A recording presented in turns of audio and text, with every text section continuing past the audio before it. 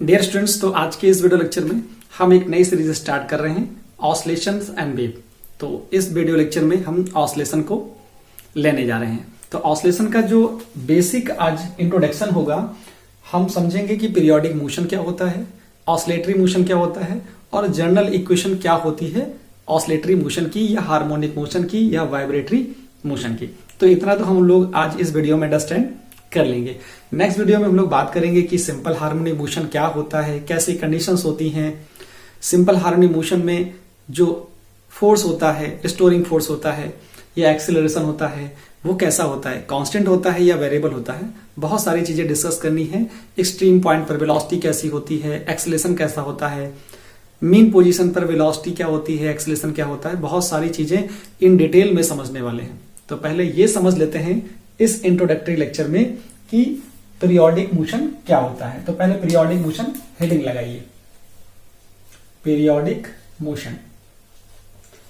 Periodic नाम से पता चल रहा है, पीरियोडिक मोशन ऐसा मोशन जो एक फिक्स इंटरवल ऑफ टाइम के बाद हो। तो डेफिनेशन कैसे लिखी जाती है, पहले उस चीज को लिख लीजिए, फिर हम पीरियोडिक मोशन को समझते हैं। पीरियोडिक मोशन का मतलब क्या होगा कि जिसमें बॉडी एक फिक्स इंटरवल ऑफ टाइम के बाद अपने को रिपीट करे। रिपीट करने का मतलब हो गया a motion of body is said to be, a motion of body is said to be periodic if body repeat itself, body repeat itself, यहां से आपको समझना है।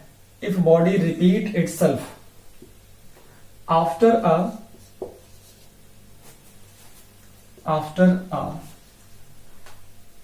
regular interval of time, interval of time, या कह सकते हो कि फिक्स इंटरवल ऑफ टाइम पे रिपीट करें, that is fix interval of time, fix interval of time, ऐसा भी बोल सकते हो। मैंने क्या लिखा कि motion of body is said to be periodic. किसी भी बॉडी के मोशन को हम पीरियोडिक तब बोलते हैं जब बॉडी रिपीट करे itself after a regular interval of time. अगर बॉडी एक रेगुलर इंटरवल ऑफ टाइम के बाद अपने पाथ को, अपने मोशन को रिपीट करती है, तब हम उस बॉडी के मोशन को पीरियोडिक मोशन बोल देते हैं। एग्जाम्पल से समझिए इसको। एग्जाम्पल में जैसे मैं ले लेता हूं कि motion of earth around the sun, क्या लेता हूं, motion of earth around the sun. तो आपको समझ में आया अराउंड द सन। अब मोशन ऑफ अर्थ, अर्थ का जो मोशन है अराउंड द सन कैसा है, जैसे ये सन है, ठीक है, यहां पर सन है और मोशन अर्थ का कैसे होता है, यहां पे कहीं अर्थ है ये। अब अर्थ क्या कर रही है, रोटेट कर रही है, इधर ऐसे मोशन कर रही है। तो इस अर्थ का जो मोशन है अराउंड द सन क्या होता है, एक फिक्स टाइम इंटरवल के बाद ही वापस यहां पर आती है। तो ये भी पता होना चाहिए कि कितना टाइम पीरियड होता है अर्थ का around the sun to complete one revolution. तो आपको पता है कि टाइम पीरियड कितना होता है इसका टाइम पीरियड होता है T equal to 365 years, sorry 365 days होता है। ईयर में बोलेंगे तो 1 ईयर आ जाएगा, डेज आ गया, इसको 1 ईयर बोल देते हैं। कि जो अर्थ है अपना एक रोटेशन कंप्लीट करती है कब, 1 ईयर में। ऐसा दूसरा एग्जांपल देखिए, यहां पर क्या है, यहां पर जो मोशन है वो एक फिक्स इंटरवल ऑफ टाइम के बाद ही हो रहा है, रिपीट हो रहा है। दूसरा एग्जांपल देखिए, जैसे मैं लिख दूं कि motion of moon around the earth, earth का मून का मोशन कैसा होता है अराउंड द अर्थ, ये भी कुछ ऐसा ही होता है। देखिए यहां पे अर्थ है, ये अर्थ है, और मून भी क्या करती है, इसके इस ऑर्बिट में, मतलब इसके अराउंड ही मूव करती है। तो यहां पे लिख दिया मैंने मून, मून क्या है? Moon is the satellite of earth. ठीक है, मून क्या हो जाता है? Satellite of earth. ये प्लेनेट, अर्थ क्या होता है? अर्थ सन का एक प्लेनेट है। ठीक है, यहां पर क्या है? सन फोकस पे होता है, इलिप्टिकल ऑर्बिट के फोकस पे होता है, और अर्थ इलिप्टिकल ऑर्बिट पे क्या होता है? रोटेट करता है। तो यहां पर क्या है? ये जो मून है वो अर्थ का एक सैटेलाइट भी है, और ये सिंगल सैटेलाइट होता है अर्थ का। ठीक है, ये क्या करता है? ये मोशन कर रहा है, इधर मोशन कर रहा है। तो ये भी एक फिक्स टाइम इंटरवल के बाद ही अपने पाथ को रिपीट करता है। अब इसका टाइम पीरियड क्या होता है? तो जो टाइम पीरियड होता है मून का अराउंड द सन, ये होता है 27.3 डेज। इतने दिन में मून अर्थ का एक चक्कर कंप्लीट कर लेता है। चलो नेक्स्ट एग्जांपल लीजिए।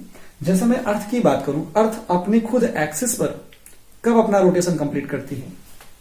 मैं ले सकता हूं motion of earth, motion of अर्थ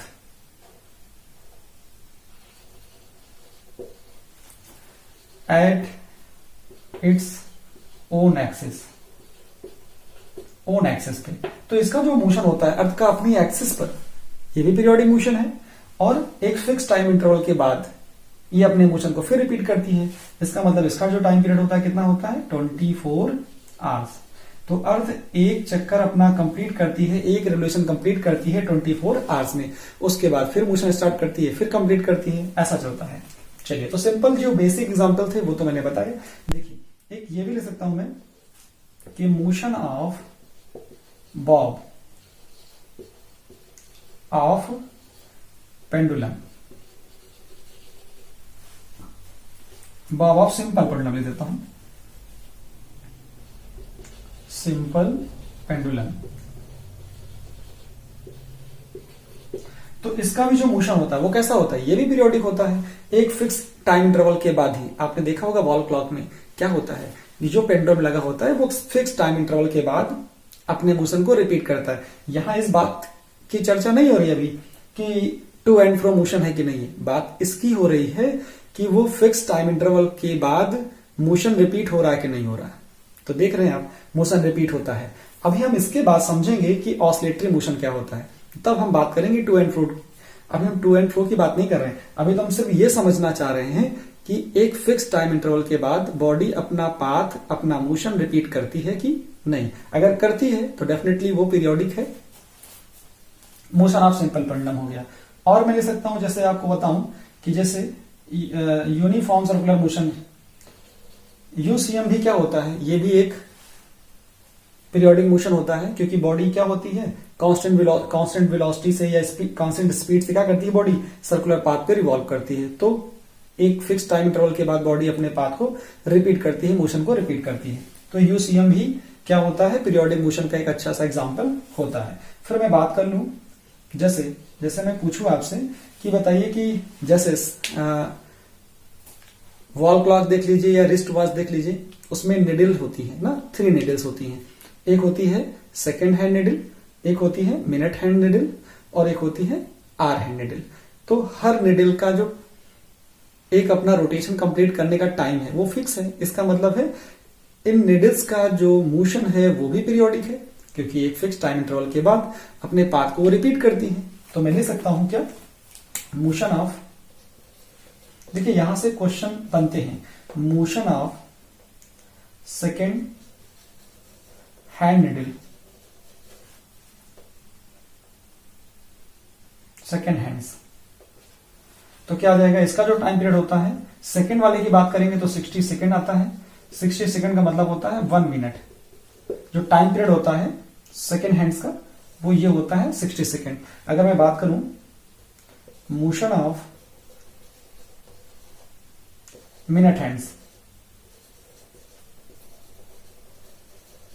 तो इसका जो टाइम पीरियड होता है, मिनट की निडल 60 सेकंड में कंप्लीट करती है, 60 मिनट में कंप्लीट करती है। तो इसका मतलब चाहे तो आप 60 मिनट लिखिए टाइम पीरियड, या फिर चाहे तो 1 आवर लिख लीजिए, 1 आवर्स में कंप्लीट करती है। ऐसे में पूछूं motion of hour needle, hour hands क्या होता है? तो देखिए सेकेंड निडल होता है, मिनट निडल्स होती है और आर निडल्स होती है। अब हैंड्स बोल सकते हैं, कोई प्रॉब्लम नहीं। टी इज इक्वल टू क्या हो जाएगा? ये 60 है, ये 60 है, तो क्या ये भी 60 होगा? ऐसा नहीं करना, कितना आएगा, ये आएगा 12 आवर्स, क्योंकि आर की जो नीडल होती है वह 12 आवर्स में अपना एक रोटेशन कंप्लीट करती है।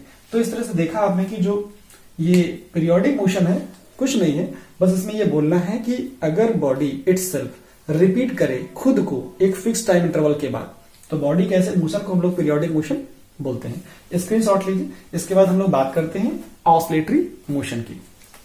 ऑसिलेटरी मोशन में एक वर्ड कॉमन रहेगा, टू एंड फ्रो। बॉडी का मोशन कैसा होगा, टू एंड फ्रो होगा। टू एंड फ्रो हो या फिर अप एंड डाउन हो या फिर बैक एंड फोर्थ हो, या तो बैक हो या फोर्थ हो, इस तरह के टर्म्स यूज होंगे और पीरियोडिक भी होगा। ऑसिलेटरी मोशन तब हम बोलेंगे जब कोई body to and fro motion करे और पीरियोडिक, दो बातें होंगी तभी वो ऑसिलेटरी मोशन बनेगा। ठीक है, देखिए motion of body is said to be, क्या होगा, motion of body is said to be oscillatory if body moves to and fro एक वर्ड हो गया, या फिर अप एंड डाउन हो, या फिर मैं बोल सकता हूं back and fourth,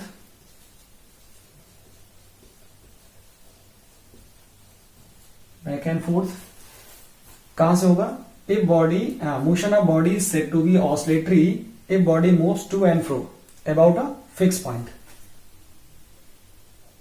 about a fixed point.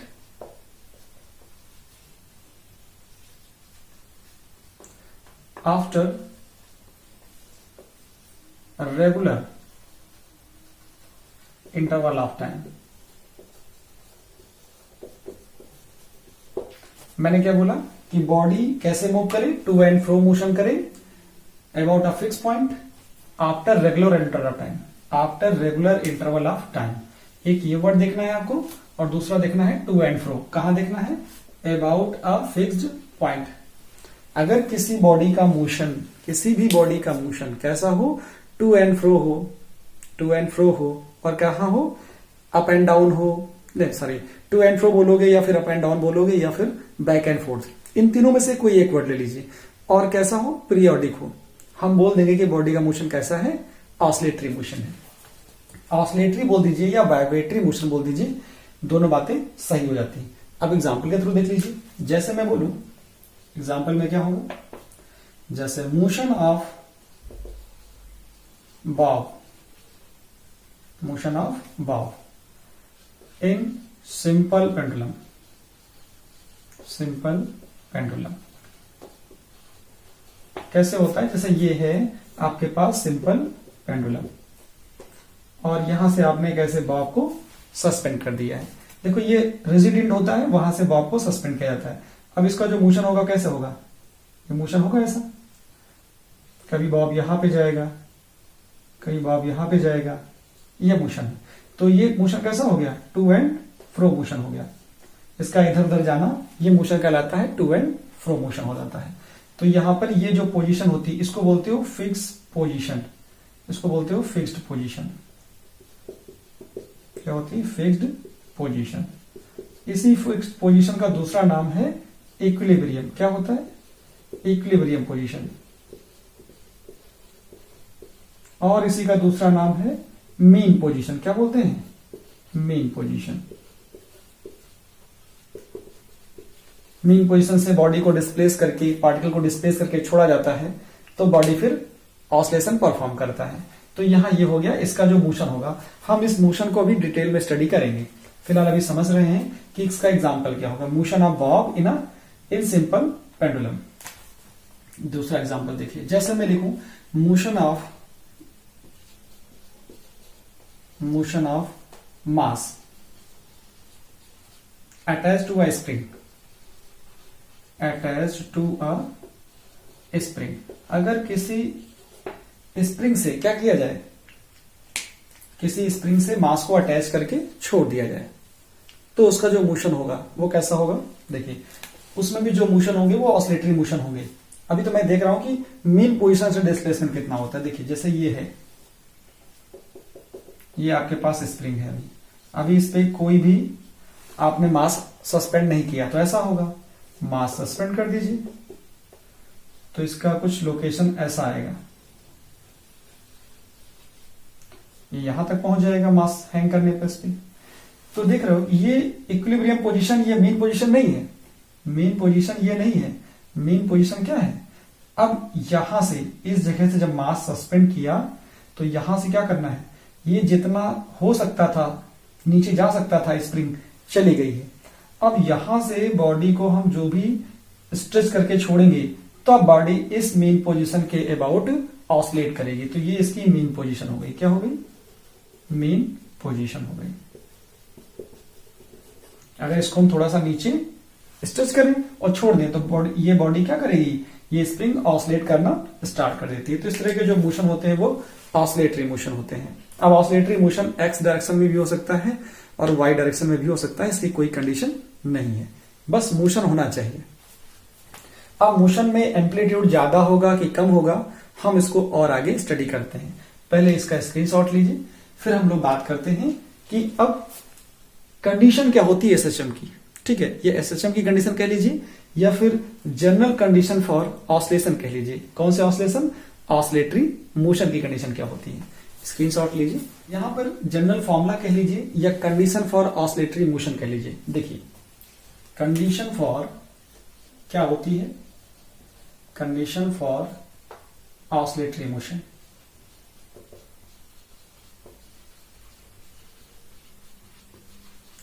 Condition for oscillatory motion क्या होता है, उसको हम ऐसे लिखते हैं कि F is equal to minus K X की पावर n, ये होती है कंडीशन। अब इस फॉर्मूले में F क्या चीज है, इस फॉर्मूले में F क्या चीज है, पहले देखिए F को लिखेंगे आप। F क्या होता है, ये होता है रिस्टोरिंग फोर्स। कैसे होता है, रिस्टोरिंग फोर्स। रिस्टोरिंग फोर्स कैसा होता है, ये होता है वेरिएबल होता है। कैसा होता है, वेरिएबल फोर्स। तो आपसे कोई पूछेगा कि जो ऑसिलेटरी मोशन होता है उस ऑसिलेटरी मोशन में रिस्टोरिंग फोर्स कैसा होता है, कांस्टेंट फोर्स या फिर वेरिएबल फोर्स होता है, तो आप बोलोगे वेरिएबल फोर्स। अभी मैं आपको सिखाऊंगा कि वेरिएबल कैसे। अच्छा, वेरिएबल देखने को तुम देख सकते हैं क्योंकि एफ की वैल्यू एक्स पर डिपेंड कर रही है इसलिए वेरिएबल है। के क्या है आपके पास, के कांस्टेंट है। क्या है, कांस्टेंट है। अच्छा, के क्या आता है, ये आता है एम ओमेगा स्क्वायर के बराबर होता है। अभी आप याद कर लीजिए, एम ओमेगा स्क्वायर के बराबर होता है। इसको अभी याद करना है आपको, सिर्फ याद रखना है, आगे हम इसका डेरिवेशन कर लेंगे। अच्छा, यहां पर क्या होता है, एक्स क्या होता है, एक्स क्या होता है, एक्स होता है displacement from main position. X is the displacement from main position, main position होता है। अच्छा, एन क्या है, एन की वैल्यू क्या होगी, एन ये होंगे ऑड इंटीजर्स होंगे। ठीक है, 1 होगा, 2 होगा, सॉरी 1 होगा, 3 होगा, 5 होगा, 7 होगा, 9 होगा, 11 होगा, ऐसे होते जाएंगे। एन के क्या नंबर्स होंगे, एन की वैल्यू 1 होगी, 3 होगी, 5 होगी, 7 होगी, 9 होगी, 11 ऐसे आते जाएंगे। लेकिन 2, 4, 6, 8 ये नहीं होंगे। तो ये तो हो गई कंडीशन फॉर ऑसिलेटरी मोशन। तो ऑसिलेटरी मोशन कैसे कैसे हो सकते हैं, possible oscillatory motion, possible oscillatory motion क्या आएगा, जाके देखो जरा सा। F इज इक्वल टू आता है माइनस के एक्स की पावर 1। दूसरा क्या आएगा, F is equal to minus K X की power 3, F is equal to minus K X की पावर 5। तो ये सब क्या है, ऐसे बहुत सारे ऑसिलेशन आते जाएंगे। These are the oscillatory motion, these are oscillatory motion, oscillatory motion. और ये ऑसिलेटरी मोशन कैसे हैं, पीरियोडिक भी हैं। कैसे हैं, these are oscillatory motion and these are also periodic, and these are also periodic, ये पीरियोडिक भी है। अगर मैं यहां पर कहूं कि क्या f equal to minus K X की पावर 2 पीरियोडिक है, तो पीरियोडिक होगा, लेकिन वो ऑसिलेटरी नहीं होगा। अगर मैं ऐसा लिख दूं यहां पर, देखिए यहां पर थोड़ा स्पेस है मेरे पास, ये क्या है, f is equal to minus K X की पावर 2, ठीक है, x की power 2, f is equal to minus K X की पावर 4, ये कैसे हैं, नॉट ऑसिलेटरी है, these are not oscillatory, these are not oscillatory, ये ऑसिलेटरी नहीं है, ठीक है, क्योंकि ऑसिलेशन की कंडीशन को फुलफिल नहीं कर रहे हैं। जो ऑसिलेटरी मोशन की कंडीशन को फुलफिल करते हैं वही ऑसिलेशन क्या होते हैं, ऑसिलेटरी होते हैं। देखिए ये पीरियोडिक तो होंगे, नो डाउट पीरियोडिक होंगे। दूसरी बात क्या है कि ये फिर ऑसिलेटरी नहीं है, जो ऑसिलेटरी होते हैं वो पीरियोडिक होते हैं। यहां तक हम समझ गए हैं। अभी हम इस बात को समझेंगे कि क्या पीरियोडिक मोशन ऑसिलेटरी होते हैं या ऑल ऑसिलेटरी आर पीरियोडिक होते हैं, इनको भी हम समझेंगे। पहले इस बात को समझ लें कि हम कैसे समझेंगे कौन कौन से ऑसिलेशन पीरियोडिक, कौन कौन से ऑसिलेशन पीरियोडिक। तो सभी हैं, पीरियोडिक यहां पर सभी है, ये वाले भी पीरियोडिक हैं और ये वाले भी पीरियोडिक हैं, लेकिन ये क्या है, ये ऑसिलेटरी की कंडीशन को होल्ड करते हैं, इसलिए ऑसिलेटरी मोशन है, ये ऑसिलेटरी मोशन नहीं है। अच्छा यहां क्या देख रहे हो, ये सबसे सिंपलेस्ट ऑसिलेशन है, क्या है, इस वाले को क्या देख रहे हो, इस वाले को देख रहे हो f equal to minus K x, ये क्या है, सबसे सिंपलेस्ट ऑसिलेशन है। कैसे है, it is the simplest oscillation, simplest oscillation. देखिए सिंपलेस्ट ऑसिलेशन भी है और पीरियोडिक भी है, ठीक है। इसी सिंपलेस्ट ऑसिलेशन को हम लोग क्या बोलते हैं, एसएचएम बोलते हैं, क्योंकि ये एसएचएम की कंडीशन भी है। क्या है, कंडीशन ऑफ एसएचएम, यही होती है condition of SHM, condition of SHM. अगर कोई आपसे पूछता है एसएचएम की कंडीशन बताइए, तो आप बता दीजिए f equal to minus K x, ये एसएचएम की कंडीशन होती है, ठीक है। क्योंकि सबसे जो सिंपलेस्ट ऑसिलेशन होता है, जो सबसे सिंपल ऑसिलेशन हो, उसी को बोलते हैं सिंपल हार्मोनिक ऑसिलेशन। जरा इस चीज को फिगर से समझते हैं, ठीक है। फिगर में बहुत सारी चीजें आपको क्लियर हो जाएंगी। तो मैं क्या करता हूं, मैंने एक लाइन ड्रा कर दी और एक लाइन ये बना दी।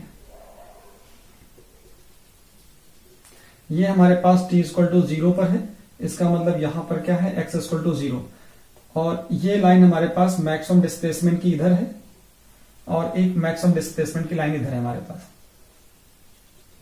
दोनों सेम है। ये इधर का जो डिस्प्लेसमेंट है इस साइड का, इसको मैं बोल रहा हूं x इक्वल टू प्लस ए, और इधर का जो डिस्प्लेसमेंट है इसको मैं बोल रहा हूं x इक्वल टू माइनस ए, ठीक है। ये एक्सट्रीम पॉइंट होते हैं, क्या होते हैं, एक्सट्रीम पॉइंट होते हैं,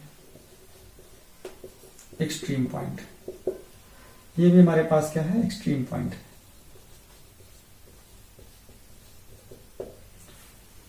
अच्छा अब यहां समझना है इस चीज को क्या बोलते हो, ये हमारे पास मीन पोजीशन है। क्या है, मीन पोजीशन है, मीन पोजीशन है। मीन पोजीशन पे क्या होता है, मीन पोजीशन का मतलब है यहां पर f इक्वल टू 0 है। मीन पोजीशन, मीन पोजीशन का मतलब अगर x की वैल्यू क्या हो जाए, 0। अगर आप यहां पर क्या कर दो, यहां पर x की वैल्यू 0 कर दो, तो फोर्स कितना आ जाएगा, जो ऑसिलेटरी बॉडी होगी उस पर कितना फोर्स लगेगा, x इक्वल टू 0 पर फोर्स कितना आएगा, 0 आ जाएगा। क्योंकि आपको पता है कि ये फॉर्मूला क्या चल रहा है यहाँ पे, f equal to minus K x, x equal to 0 पर, x इक्वल टू 0 पर अगर कोई डिस्प्लेसमेंट नहीं है, तो इसका मतलब है उस जो ऑसिलेटरी बॉडी होगी या पार्टिकल होगा उस पर फोर्स 0 लगेगा। कहां पे लगेगा, मीन पोजीशन पे। अगर फोर्स 0 है तो एक्सीलरेशन क्या होगा, एक्सीलरेशन अपने आप 0 आ जाएगा। अच्छा इस जगह पे वेलोसिटी कैसी होगी, इस जगह पर वेलोसिटी कैसी आएगी, वेलोसिटी जो होगी वो होगी मैक्सिमम। क्यों मैक्सिमम होगी, बात करते हैं। v की वैल्यू यहां पर मैक्सिमम होती है। अच्छा सबसे ज्यादा फोर्स कहां पे लगेगा, ऑसिलेटरी पार्टिकल पर, जो बॉडी डिस्प्लेस हो रही है उस पर सबसे ज्यादा फोर्स कहां लगता है, फोर्स लगता है सबसे ज्यादा एक्सट्रीम पोजीशन पर, यहां पर फोर्स ज्यादा लगेगा। क्यों? F equal to minus K x होता है। यहां पर फोर्स क्या लगेगा? फोर्स होता है मैक्सिमम। यहां पर फोर्स मैक्सिमम होता है। फोर्स मैक्सिमम होने से क्या होगा? एक्सेलरेशन भी क्या होगा? मैक्सिमम होगा। एक्सेलरेशन क्या होगा? मैक्सिमम होगा। यहां पर स्पीड क्या होगी? यहां पे स्पीड होगी इसकी 0। ठीक है। अब जरा देखिए, जो यहां पे फोर्स आ रहा है वो कैसा आ रहा है? यहां पे जो भी फोर्स आता है, जो ऑसिलेटरी मोशन में जो भी फोर्स आता है, जो पार्टिकल ऑसिलेट करता है या बॉडी ऑसिलेट करती है, उस पर जो भी फोर्स होता है वो कैसा होता है? जरा देखो, फोर्स की इक्वेशन हमारे पास क्या आती है? देखिए, हमारे पास जो फोर्स की इक्वेशन आएगी क्या आएगी? फोर्स हमारे पास आता है, ये आता है। तो ये एक्स पे डिपेंडेंट है कि नहीं है? एक्स पे डिपेंडेंट। तो एक्स पे डिपेंडेंट है, इसका मतलब क्या आ जाएगा? F equal to minus K x. अभी ना लिखूं मैं, यहाँ पे बोल सकता हूं कि जो फोर्स की वैल्यू है वो एक्स पे डिपेंडेंट है। ठीक है। तो यहाँ पे मैं इसको हटा दूं, यहाँ पे ये लिख दूं कि फोर्स मैक्सिमम होता है और एक्सेलरेशन भी मैक्सिमम होता है। ठीक। यहां पर क्या होगा? यहां पर भी फोर्स मैक्सिमम होगा, फोर्स मैक्स होगा, क्योंकि डिस्प्लेसमेंट ज्यादा है तो फोर्स मैक्सिमम होगा। एक्सेलरेशन क्या होगा? वो भी मैक्सिमम होगा। और वेलोसिटी क्या होगी? वो 0 होगी। जीरो वेलोसिटी कहां होती है? जीरो वेलोसिटी होती है एक्सट्रीम पोजीशन पर। ठीक है। यहां आ गया। जरा इस जगह पे देखिए, यहां पर अगर मैं बात करता हूं कि x की वैल्यू अगर मैं क्या ले लूं, यहां पर डिस्प्लेसमेंट लेता हूं, इधर ये लेता हूं इस साइड में, x इक्वल टू क्या होता है? पॉजिटिव लेता हूं। x इक्वल टू पॉजिटिव लेता हूं। जब मैं पॉजिटिव पुट करता हूं, यहां पर पॉजिटिव पुट करता हूं x की वैल्यू, तो f की वैल्यू क्या आती है? नेगेटिव आती है। मतलब फोर्स कहां लगेगा? फोर्स इधर लगेगा। फोर्स किधर लगता है? इस साइड में लगता है। ये जो हमारे पास फोर्स आता है, रिस्टोरिंग फोर्स, इधर आता है। जिधर फोर्स आता है उधर एक्सीलरेशन भी आता है। अगर हमारे पास एक्सीलरेशन की डायरेक्शन और फिर क्या होगा, इधर एक्सीलरेशन आ रहा है तो फोर्स भी इधर आ रहा है, इसका मतलब वेलोसिटी यहां पे 0 है। जब बॉडी इधर आएगी, जब इस साइड में आएगी, तो बॉडी में क्या होगा? धीरे धीरे एक्सीलरेशन की वजह से वेलोसिटी बढ़ेगी। अगर वेलोसिटी और एक्सीलरेशन क्या है? एक सेम डायरेक्शन में है, तो यहां बॉडी एक्सीलरेट होती है। कहां तक? इसीलिए यहां पर वेलोसिटी मैक्सिमम होती है। यहां पर क्या है? फोर्स और एक्सीलरेशन दोनों सेम। देखिए, जिधर फोर्स की डायरेक्शन होती है उधर एक्सीलरेशन भी होता है। यहां वेलोसिटी 0 है, धीरे धीरे वेलोसिटी क्या हो रही है? बढ़ रही है। अब वेलोसिटी और एक्सीलरेशन की डायरेक्शन दोनों सेम है, इसका मतलब बॉडी क्या हो रही है? इधर toward the mean position accelerate होती है। जब यहां पर पहुंचती है तो जरा देखो, जब एक्स की वैल्यू क्या होती है? इस साइड में जाते हैं तो एक्स की वैल्यू होती है नेगेटिव।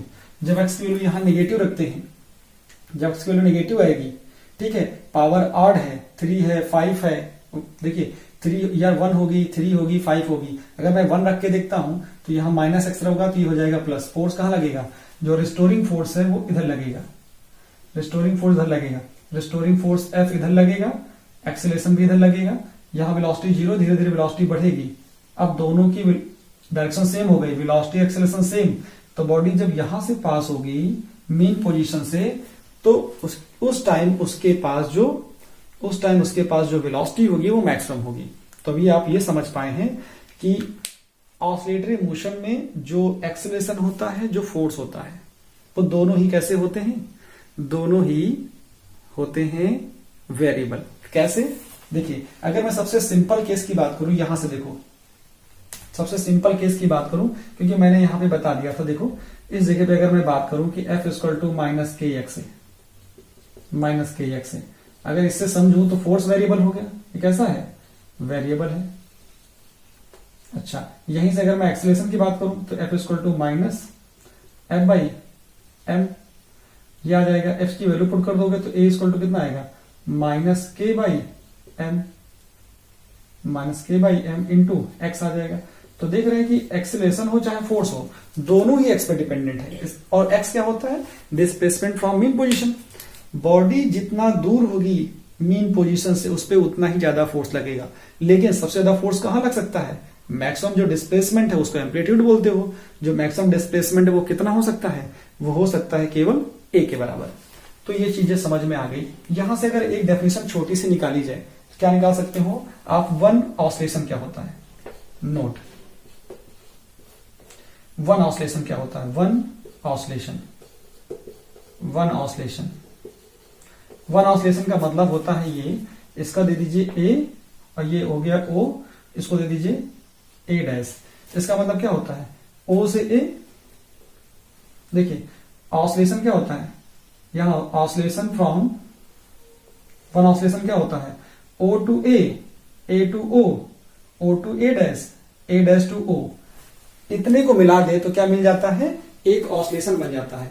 तो सिंपली हम ये कह सकते हैं कि एक ऑसिलेशन क्या होता है, मोशन ऑफ बॉडी फ्रॉम, क्या लिख सकता हूं मैं यहां से लिख सकता हूं मोशन ऑफ बॉडी फ्रॉम, क्या हो जाएगा, O to A, O to A, फिर क्या लिखोगे, O to A, A to O, फिर A, O dash to A dash, O to A dash, A dash to O, are called one oscillation, इसको बोला जाता है वन ऑसिलेशन। अगर कोई भी पूछता है कि व्हाट इज वन ऑसिलेशन, तो वन ऑसिलेशन आपको बताना आसान है कि यहां से यहां जाइए, बॉडी को लेकर के यहां से यहां जाइए, यहां से फिर वापस आइए, इधर जाइए, फिर यहां आइए, मतलब मेन पोजीशन से एक्सट्रीम पॉइंट, एक्सट्रीम पॉइंट से मेन पोजीशन, मेन पोजीशन से एक्सट्रीम पॉइंट, एक्सट्रीम पोजीशन से मेन पोजीशन, इतना करने पर आपको एक ऑसिलेशन मिल जाता है। अब हमारे यहां से दो क्वेश्चन आते हैं, क्या सारे के सारे पीरियोडिक मोशन ऑसिलेटरी होते हैं, all oscillatory motion are periodic. देखिए कहीं पर मैं हटा देता हूं, इसको पहले रख कर देता हूं, फिर मैं आपसे पूछता हूं, ये चीजें तो क्लियर हो गई आपको।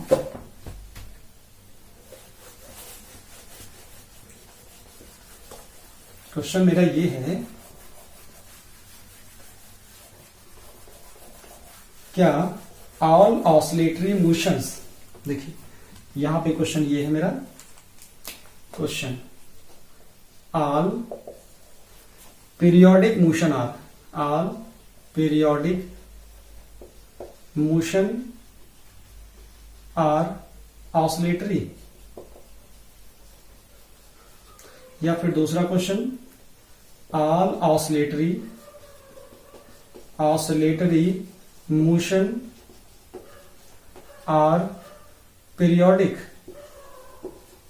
या फिर ऐसा बोल सकते हो, ऑल एसएचएम आर ऑसिलेटरी, या फिर ऐसा बोल सकते हो, all oscillatory motion are SHM, या ऐसा बोल सकते हो, ऑल ऑसिलेटरी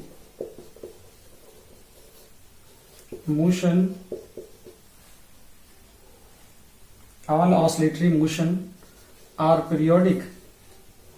ये तो हो चुका है, देखिए यहां पे लिख ही दिया मैंने, इसको लिखने की जरूरत नहीं है। चलिए इतने में समझ लेते हैं। तो देखो मैंने क्या बताया, ऑल पीरियोडिक मोशन और ऑसिलेटरी, जितने भी पीरियोडिक मोशन है वो ऑसिलेटरी होंगे, इस बात की गारंटी नहीं है, लेकिन जितने भी ऑसिलेटरी मोशन है वो पीरियोडिक होंगे, ये कंफर्म है। ये क्या है, ये बिल्कुल सही है, लेकिन ये सही नहीं है। क्यों? जो पीरियोडिक मोशन होता है वो ऑसिलेटरी हो, इसकी कोई ज्यादा गारंटी नहीं है। कैसे नहीं है? जैसे मैं बात करूं कि motion of pendulum in a clock, उसका जो मोशन है वो कैसा है, वो पीरियोडिक तो है लेकिन ऑसिलेटरी नहीं है। करेक्ट है, क्योंकि वहां जो मोशन है वो कैसा टू एंड फ्रो मोशन नहीं है। जैसे मैं बात करूं कि मोशन ऑफ, जैसे मैं समझा सकता हूं यहां पर कि जैसे क्या ले सकता हूं मैं, इससे मोशन ऑफ एग्जांपल दे सकता हूं, motion of satellite, motion of satellite, motion of satellite around the sun, या motion of clock, motion of pendulum in a clock. मैं ले सकता हूं motion of needle, hand needle ले सकता हूं, motion of hand needle in a clock. ठीक है, इन अ क्लॉक लिख दूं या वॉल क्लॉक लिख दूं, बात एक ही है, वॉल क्लॉक। देखो ये जो मोशन ऑफ हैंड नीडल है, sorry motion of hand needle, motion of minute needle लिखता हूं, क्या लिखता हूं, मिनट नीडल, मिनट नीडल है, ठीक है। जो मिनट नीडल होगी या फिर आर नीडल होगी, कुछ भी लिखिए सब चल जाएगा, motion of hour needle, hours needle in a wall clock. तो इसका जो मोशन होगा वो कैसा होगा, वो होगा एक सर्कुल में ना, एक सर्कुलर मोशन होगा।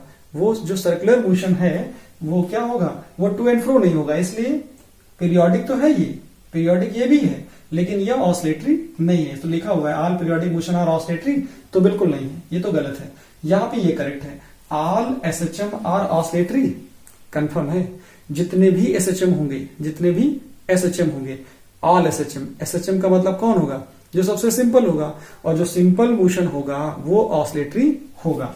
मतलब ये तो बात सही है, क्यों, क्योंकि एफ इक्वल टू क्या है, माइनस के एक्स।